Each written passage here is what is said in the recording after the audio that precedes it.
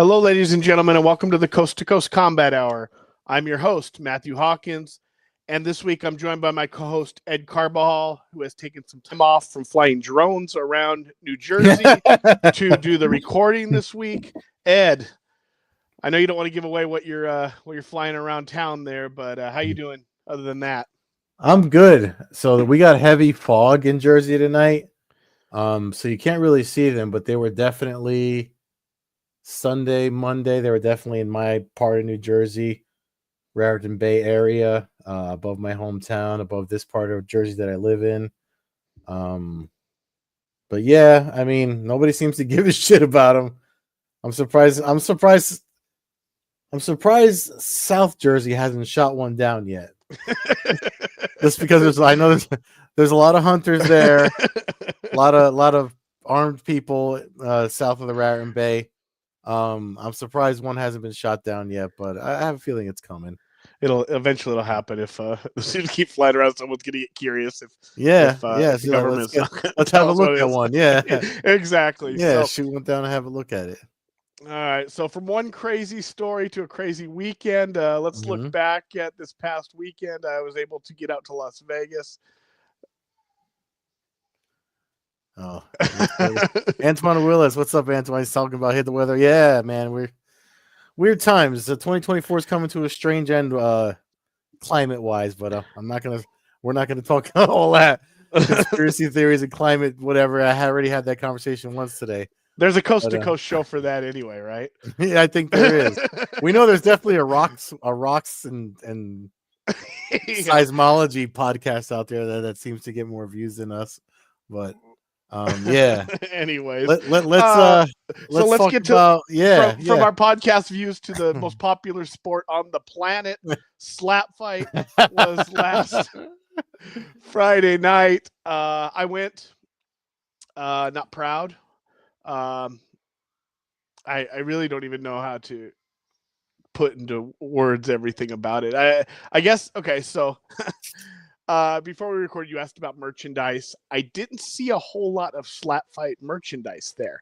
You would think they'd be handing it out. You would think that they'd be handing out cheap little shirts. They did have shirt merchandise, but it was like customized stuff. So it was like cartoon shirts. If you wanted a shirt of like slap Gorilla or slap, whatever their names are, like slap Wolverine or something, like they had like their own like X-Men shirts and kind of things like, like cartoony shirts. So it was all just, it wasn't down my alley. I stayed away from there. Had they had a poster, I may have got one just to commemorate the moment of. Yeah, you'd like to keep mementos. Yeah, if there had been a program, I grab something, from something, even if it's just a flyer or a fight card. Didn't have anything like that. Yeah, we got to do like a whole like standalone. Whenever I get out to your neck of the woods, do kind of like a video thing of the whole room and just talk about all the. Because when we get into 310, I'll bring up something Dana White said that I was like, man, at least he recognizes when MMA was actually, something to be passionate about. Yeah. But yeah, so the merchandise was a little slow. Casino was nice, Fontainebleau, new casino out in Vegas. The little arena they had it set up was nice. I had decent seats. I was straight away. I wasn't in the closest section, but I had a good, nice riser view, front row in my section. So I I had full view of the slap fighting. Let's just say that. First fight started off foul, a bunch of flinching. Then the guy countered with a knockout. The first fight was interesting because it was new for me. Yeah. And you're watching two guys basically volunteer to get knocked out cold. So there was the crazy, kind of like this is over the top, but it didn't last long, dude. It didn't last long. Probably about 3 matches in, I could have left. I mean, I'm not saying I didn't enjoy myself, but it's really repetitive. And it's like, and you just kind of, one guy got knocked out really bad. Like I use this word lightly, but like it was one of those moments where it's like, well, okay, is that guy dead? Like one of those where like, okay, he's knocked out really bad. He went down hard. He's not moving. We're a good 90 seconds in and the dude hasn't twitched at all. Like, are we and maybe not 90 seconds, but uncomfortably long for me of the guy Yeah. not moving at all. And crowd was a little odd. I don't want to, I bash MMA fans. But it wasn't a Mensa meeting. You know what I mean? Like there wasn't a whole lot of Yeah. James Woods Yeah. exhibits walking So around. I'm actually surprised because I thought I could have swore, because I know we were saving it for when we started recording, but I could have swore you were gonna say that like that the whole soccer, the psychology of being in a crowd, and if everybody's in the same mood, it's kind of contagious. The fact that you're saying everything that you're saying makes me wonder. Now, Like how okay, so let me also kind of draw the picture here. So when you see it on TV, right, and you see all the celebrities and all the partying kind of stuff going they on, want you to see, that's the whole back side of the stage. So the front side of the Mhm. stage or the back side of the stage, whichever side you're on. One side of the stage is the paying customers. The other Mm. side is those that are Oh, paid paid nice. to be there. Yeah, All the influencers, nice. they have food catering on their side. Mm. They have their own bartenders on their side. They're Okay. sitting at pub tables. So if you're VIP, if you pay the extra money because it's something you love, you get put in the special little area where you're hanging out with all the celebrities. You're drinking cocktails. I don't know if they're on the house. I don't know if they're buying them. I don't know if they're part of the ticket. I have no idea. But you have a whole party atmosphere. And then you got the bleachers. Again, I had a good time. I'm there with my friends. We're laughing. We're having a good time. We're having some drinks. Times are good. Don't get me wrong. But as somebody who's just trying to give you a perspective of what it was from somebody who's been to a million fights, it was probably the lowest brow thing I've ever taken part in. And I've seen a lot of weird stuff. Okay. I've seen men fight women. I've seen drunken 60-year-old, like not just in the streets. I've seen it in a ring, like during an MMA fight. So I've seen some of the most bizarre shit that the 1% have seen on this planet when it comes to this fighting stuff. The fact that you're saying by the third match you felt you could have left, that says a lot. And the other thing is, like that's something that I think not enough people, what you just said about how it's a split. They split there's the stuff that we're seeing on social media. We're not seeing your perspective and how entertaining, and this is going to answer actually what Antoine's asking here. After seeing it live, do you think it could be an arena one day? What you just said answers that question. Like, how are you going to fill an arena and just have something as redundant as I'm going to hit you and then you hit me and we'll see who falls down? Could it fill an arena one day? Not with paying customers. I mean, I shouldn't say that because I started UFCs in barn days. Could it maybe 30 years from now? I can't tell the future. Will I pay to go again? Probably not. Would I pay to go again if like there was some, if Conor McGregor was doing slap fight against, you know what I mean? Like if there was some name, if some celebrity was doing it and I wanted to watch them get blasted, maybe because like that's just something different for me. Like it would be if if it was big names who wanted to do it, if all of a sudden, if Zuckerberg and Musk wanted to slap fight, I'd probably go do that. You know what I mean? Like that kind of thing where it would have to be just a spectacle but as far as it goes, man, like I don't remember any of the names of the competitors. I don't remember. It's just, it's so simple. And it's like, listen, they cut weight. How dumb is that? Yeah. None of those guys are, they're as athletic as the average person in the crowd there. And like they're cutting weight and then they're taking brain damage. I mean, I had a guy who worked for the company sitting behind me and he was trying to act like cutting weight was the problem though. Like, oh, that dude suffered severe, like when I thought the guy may have passed away and you had like literally there was a dozen people in the crowd who were like, hey, I think he's dead. Let's go get a beer. Wow. Like just casually, like, oh, he's dead. Like now I wasn't saying that out loud, but in my head I was thinking like, dude, this guy's not moving. Yeah. Like it's like, I mean, I again, thank God it hasn't happened, but it just, you wonder. And then I got a guy behind me who was like, yeah, that's probably extra bad for that guy because he missed weight. He was super dehydrated. And I'm like, this has got to be fucking retarded. Like, okay, so let's get, I don't know. Listen, here's another thing. You know those camera views where like when someone gets knocked out and then they flash to the crowd and the Yeah. crowd's like going crazy and you're like, nobody really reacts like that. Yeah. Because like, how exciting can it really be? Yeah. Like if you don't have an emotional reaction, like that's obviously fake, right? Well, it turns out they are. So the cameraman comes around and walks through the crowd and before every slap, he walks up to a group of people and he just stands there holding the camera. Mm. And he just and now half that crowd just wants to be on TV. So they're gonna give you that woo, just like over the top, especially in these days. Yeah, for sure. Yes. So that's how those are created. It's not like there's a hidden camera and that's the actual reactions of these people. It's a guy walking up 3 feet away from you with the camera, the whole camera setup, holding it in your face 3 seconds before. And he's probably slap. saying, like, guys, yeah. He's probably... yeah, they're definitely. I mean, the crowd starts to warm up. The minute the camera comes on, people jump out of their seat.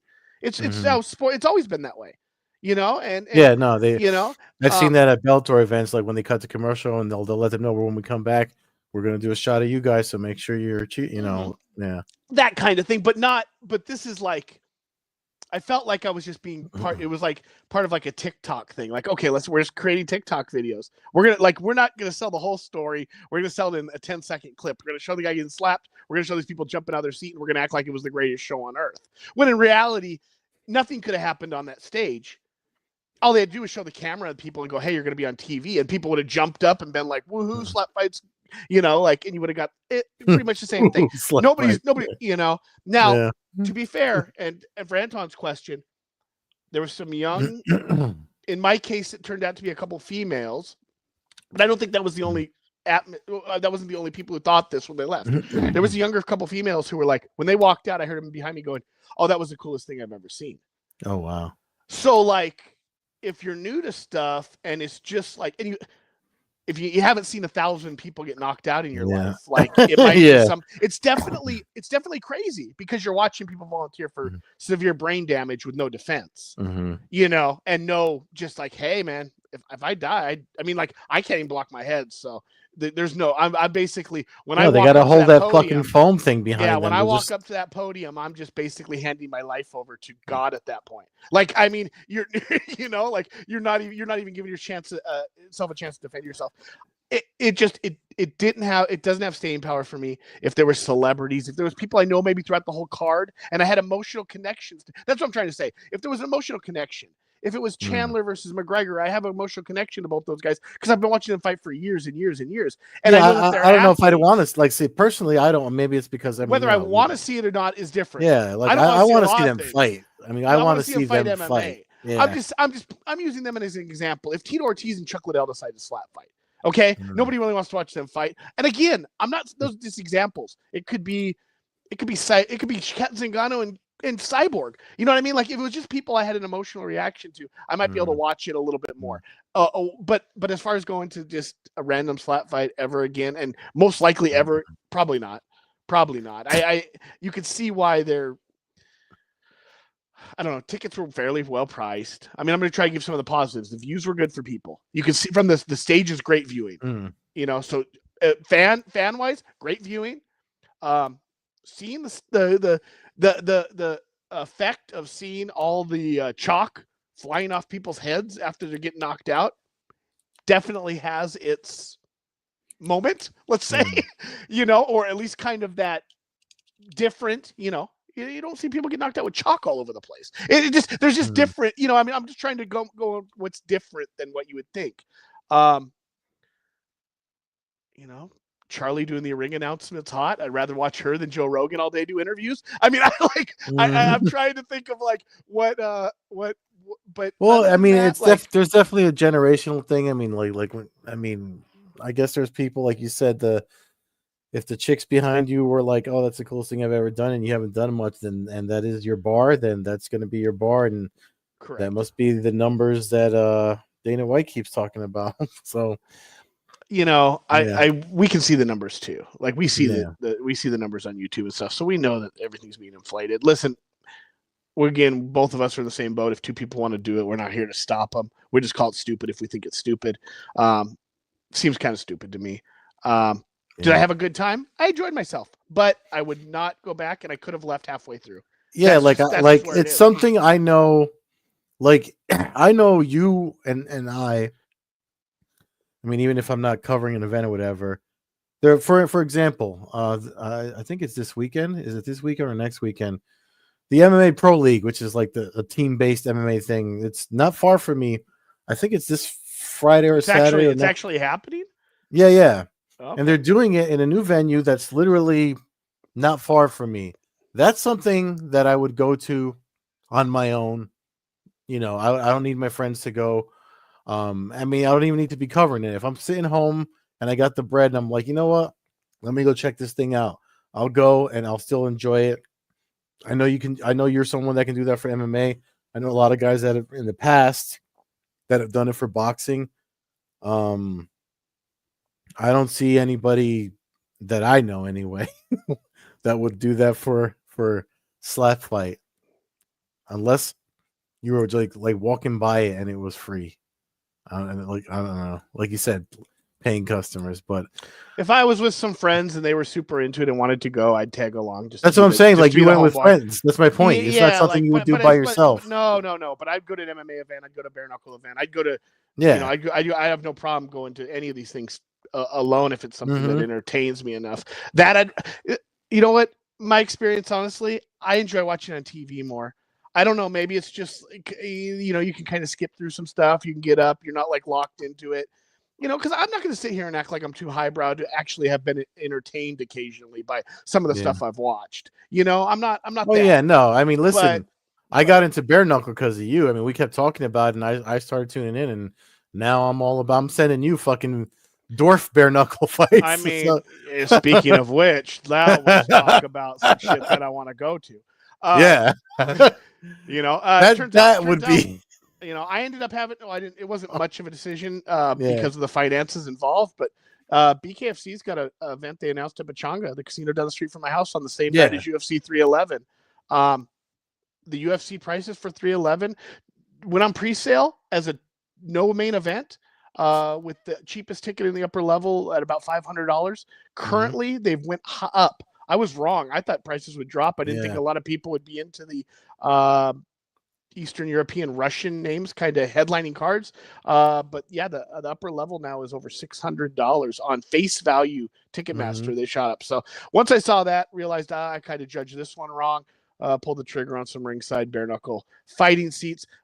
Don't have to pay for parking. I get a 3-minute drive to the event as opposed to 90 minutes through downtown LA. So, Yeah. had to make a choice. I will have my phone on my lap watching the fights because that UFC fight card is amazing. But Yeah. BKFC, like, I mean, it's just an example right there. You had to pick and choose your entertainment, and right now, I can either sit in the last row for $600 at a UFC event, or I can sit second row at a Yeah. BKFC event for Yeah. about two. So, to me, that's a sitting in the splash zone at BKFC is quite the experience. Plus, I'm taking somebody who's never gone to a combat sports event before, so they should be ready to rock and roll that night as well. But let's jump back to this past weekend, also to Saturday night, Yeah. where Full uh, you disclosure, know, I have to I was fighting off a cold, so I watched the opener, the pay-per-view opener, which everybody was kind of like looking forward to, and then my cold medicine kicked in, and I didn't get to see the middle fights live, and I had to force myself to watch the main event. So I watched a lot of this stuff after the fact with highlights or whatever. But yeah, I was fighting off a cold and taking heavily medicated on Saturday night. gotcha. With that said, fights were good, top to bottom. Enjoyed Hmm. them. There were some disappointments. There were some letdowns. For the most part, of a 14 fight card, you got everything you kind of wanted. You got some really good knockouts. You got a bunch of submissions. You got very few decisions. Unfortunately, one of those decisions was put in the hands of Adelaide Bird, and she managed, along with one of her other friends, to probably make one of the worst decisions of the year, Yeah. robbing Volkov a win over Gone in their second Hmm. fight. So that was a little bit of letdown. Not only that, it also cost me a few bucks at the casino window, as I had some money on a Volkov. And the Going thing into that about fight. that one in particular was after the fact. I know Dana White went up to because even he disagreed with it, and he's been like he said there was going to do. He told you could see the ESPN MMA highlight where he's like, we'll take care of you. I don't know how we're going to take care of you. We'll take care of you. But with all the way that rankings and stuff are done now, you would think that would affect. I didn't even look at to see if that affected rankings today, but I'm gonna check now. But it's like you would think if shit was done dirty, if it got Adelaide birded, however you want to call it, you would think that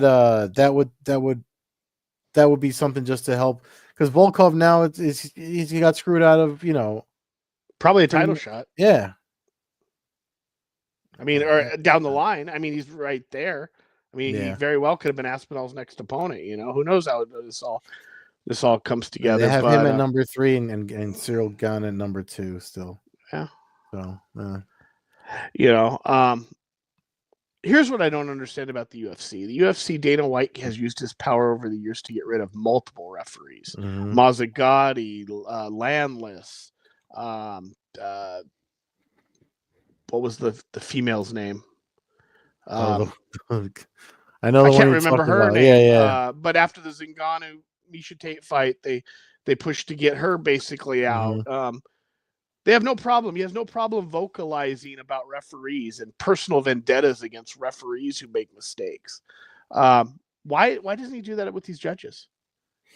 I don't know. How much pull does Adelaide Bird have that she can be notoriously known as the worst judge, perhaps in the history of combat sports, and still does main card UFC events?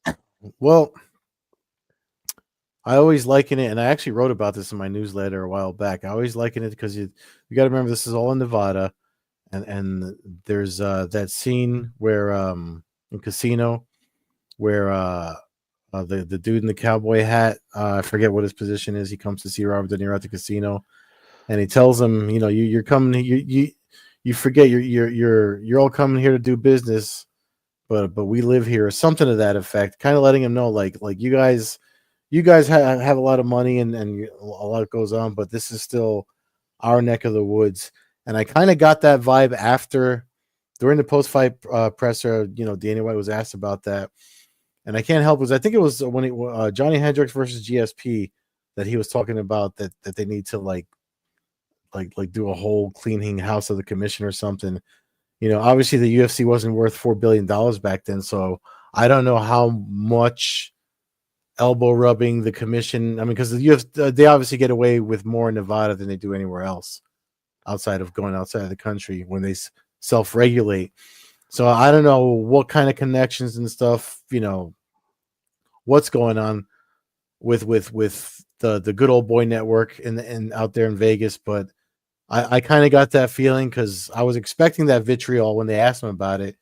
And then you could see it too in that highlight where he's talking to Volkov. Some commission person comes up to Dana White and kind of like, oh, well, some of us saw it this way too. And it was kind of just like, okay, I guess I just got to eat this because I do business here, Yeah, I don't know. I'd just be curious to ask. I mean, if I could ask him it as a journalist, I would go, have you ever asked the commission? Have you ever said, hey, can we not have this person do a judge?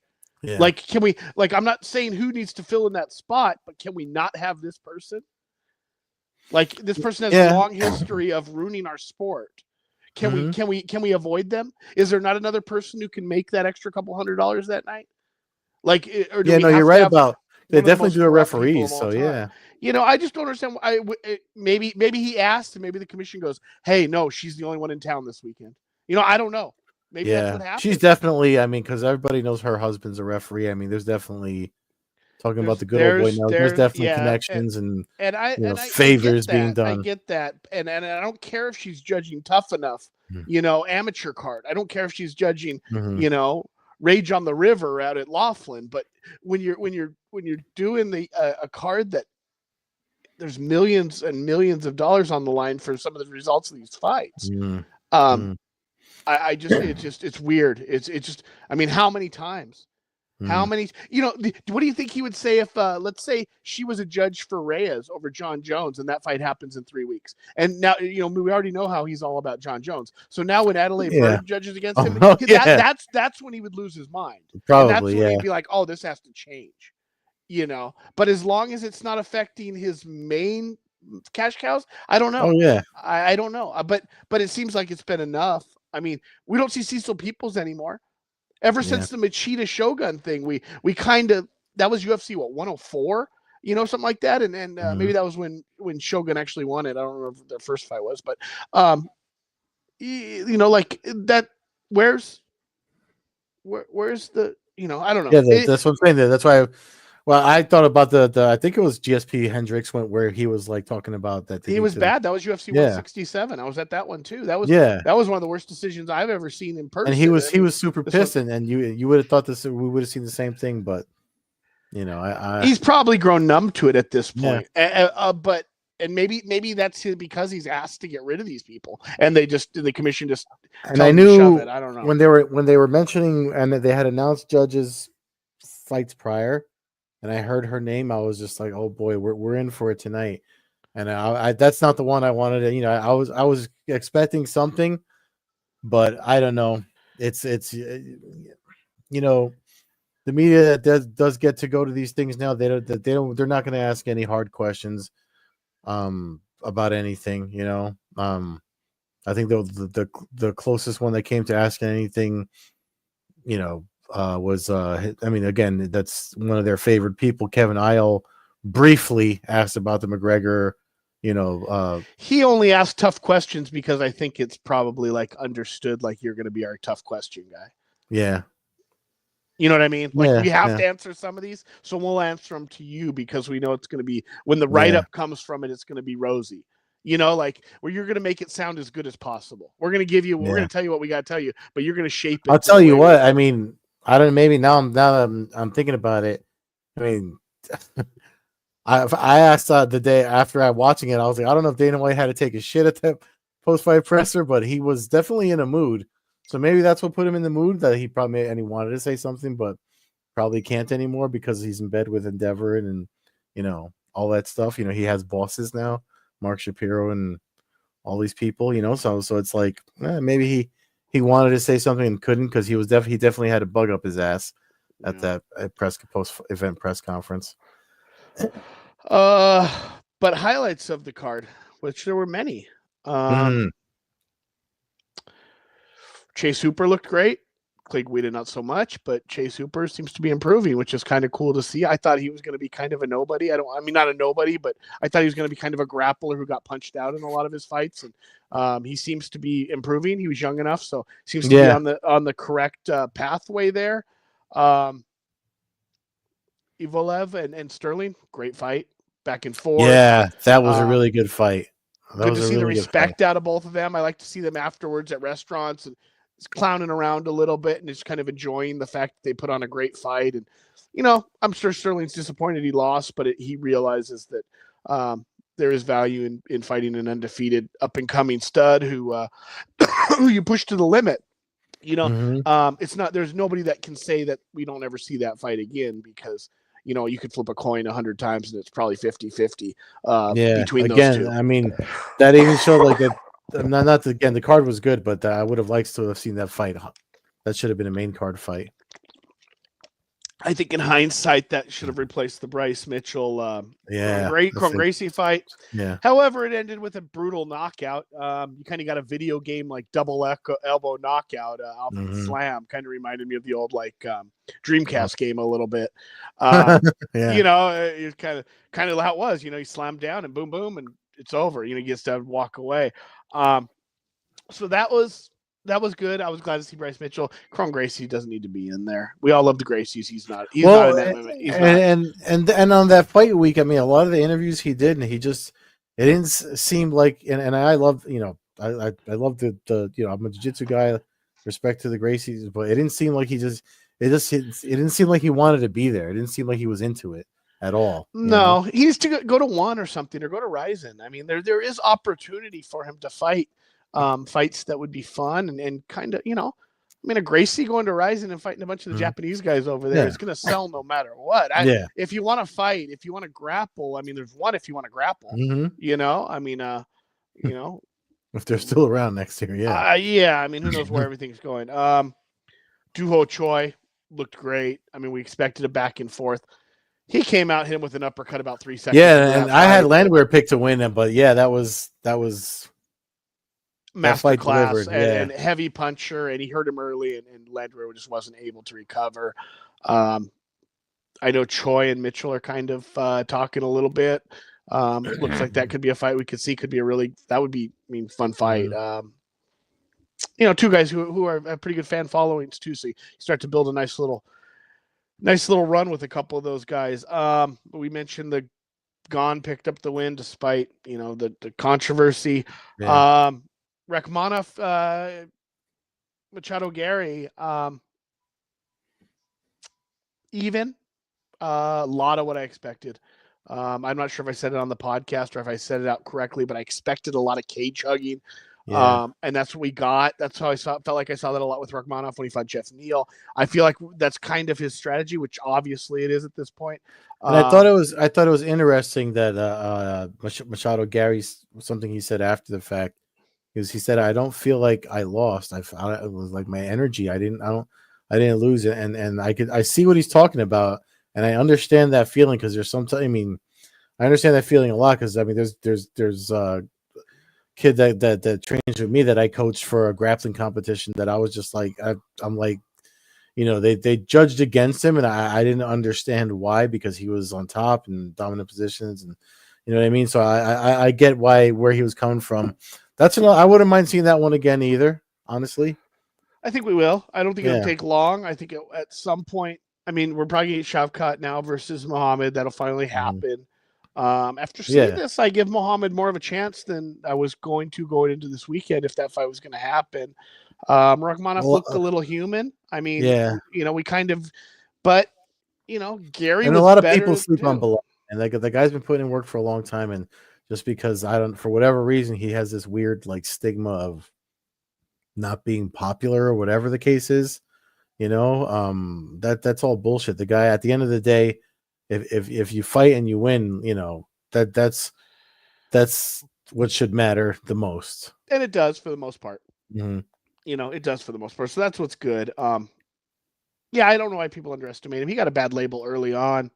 Oh yeah, always. And it never really dropped. And I don't know. I'm not big in the social media following all these people and all the drama and stuff, but I do know that he's not afraid to kind of say some things that might stir up some people and might not necessarily gain you fans. You might not give a crap based off what you're saying, but at the same time, it may not gain you fans in the wide outlook of everything.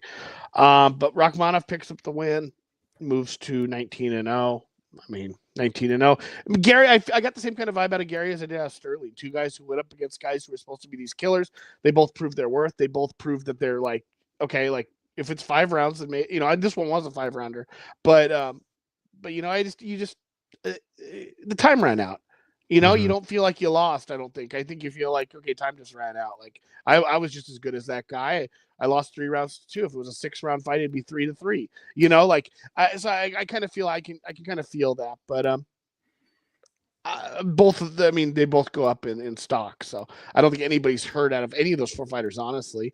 Sterling a little bit because he's a former champ, and obviously that hurts to have another loss on the record, but not so much. I mean, there's big fights out there for all these guys as long as they're able to hang around. Main event: Pantoja Asakura, Pride versus Ryzen. I enjoyed it. I'll say that I enjoyed it, but and here's a cool thing, and you could find it on Twitter/X if you look it up. Juan Archuleta, who last fought Asakura, was asking us folks, the fans, and like, what did you think of the fight? And I chimed in, and because since he remembers me from with his fight at the Bellator at the Garden, he responded, because I said to him, I felt like the cage affected him. And not so much the crowd and stuff like that. Even Cormier and Rogan were commenting on he's not there's UFC jitters is probably not a thing for him. But the thing Archuleta said was that he thought that wanting to over impress might have worked against him, and in retrospect, thinking about the fight, I'm like, yeah, he was doing a lot of jumping knees and stuff, and Like he was trying to get such a fancy finish. It might have distracted him from fighting smart. And I kind of, in retrospect, I kind of agree with that. I thought it was more of the cage and feeling crowded, but Archuleta was like, no, I think he was just expending too much energy trying to get the finish and being impressive and stuff like that. So I get that, man. I mean, I get that, and I think that's probably more likely the case than what I was thinking about, just the dynamics of the environment that he was competed in. I mean, I'm sure that there's aspects of everything between what you said and he said that may have played a factor. I think the biggest factor is that Pantoja is just better. Yeah. You know, and I wanted to come in here today and be like, oh man, we got the risen champion, rising champion, and like glory to pride and all that. You know, I mean, like I wanted that, but like the bottom line is that Pantoja is just better. Pantoja is one of the best 125 pounders we've ever seen, if not the best. I never even crossed my mind about DJ coming back, and it doesn't sound like it's ever crossed his mind either. And he doesn't want to. But if there was ever one time for a 125-pound fight, I'd like to see Dana White go, "Hey, you want 10 million?" Yeah. You know, like, okay, you want 10 million? Like, let's do it. We'll do it somewhere where we'll make our money back. Maybe we don't even make it the headliner, but like we'll figure out a way. And I don't know if it take 10. I mean, Demetrius can say he won't come out, but if you start talking 5, 6, 7 million, I don't know if you turn that down. So here's a cool thing about what I think we could expect from the UFC and Rising Fighting Federation and Dana White and the chairman Sakakibara, because he was there that night. He came to watch the event. He came to support Asakura and watch the fight. And Dana White said, when he was asked, would you bring in more of their champions to fight? And Dana White was like, absolutely. And he said the conversation that he and Sakakibara had that night was reminiscing about the days when Pride was their rival and number one. Dana White even said that was probably my favorite time in the sport. And Sakakibara said the same thing. So the fact that they kind of have that like same vibe about their history and they found a way to make this happen. And it looks like, regardless of who won, that they're happy with the result, that we could see more of it. We could see more of these. I mean, even though it's not on paper, they used a lot of Ryzen footage. Now more people that never heard of Ryzen. I mean, even guys I trained with were talking. I talked to them that Thursday night before the class I teach out here. That I was breaking down to them, about the footage and how you could watch. ESPN MMA had Ryzen fights of Asakura, so for folks to watch and learn the full fights, so you could watch and learn about the guy and see how he fights. And if that's the path we have to take to get something close to what we wanted back in the Pride days to happen here, I'm all for it. I mean, Sakakibara was never shy about wanting to co-promote, and if this is the closest he can get with the UFC, then let it be this. It's not going to happen with Scott Coker's gone. We're not going to get a full co-promotions and stuff, but I don't think we need it. I think this is what we need. But I would like, to me, a perfect world, I would have woken up on Monday or Sunday and they would have said, hey, I don't know, man, pick any UFC fighter that's not in the top 15 is fighting on New Year's Eve, Ryzen. Like, to me, like that. Why not? Like, why? Like, maybe I feel like that's a possibility. To me, that needs to happen because I don't want to see just one-way traffic.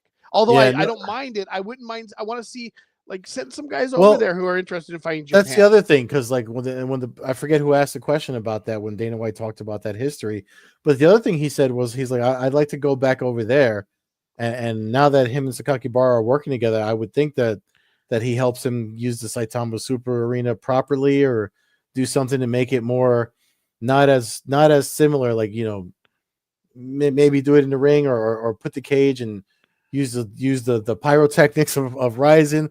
Something cool, something different. It's time we do something a little different. And the fact that they're at least they're having a dialogue is I think 2025 is going to be fun. I wouldn't be surprised if something cool is announced on New Year's Eve at the Ryzen Decade event. Yes, that'd be great. And again, like, I don't expect the UFC to send their champs over there. Those days are kind of past. They don't need to. There's no value in it. But some of their older fighters, some of the guys that aren't, like some of we got some comment or something. The Dwarfinator are on a Texas tour right now. All is well in the world for me. Good times. Good times. Yeah. Ed's gonna have to send you the bare knuckle dwarfinators. I think I shared it. He might have seen it, but I'll send it to him. Oh, there you go. I mean, that's another level. Actually, can we hold on? Oh, jeez. Because I sent the link to you, so I couldn't find it. Yeah, this was from over the weekend. let me minimize this. Bare knuckle. Hold on, I got it because I had something else. I got. I don't mean to keep laughing, but it's like a thing with me. Bare knuckle dwarf. Is it dwarf bare knuckle? Yeah, dwarf bare knuckle boxing. This came up on my feed, and it's something that I'm just like.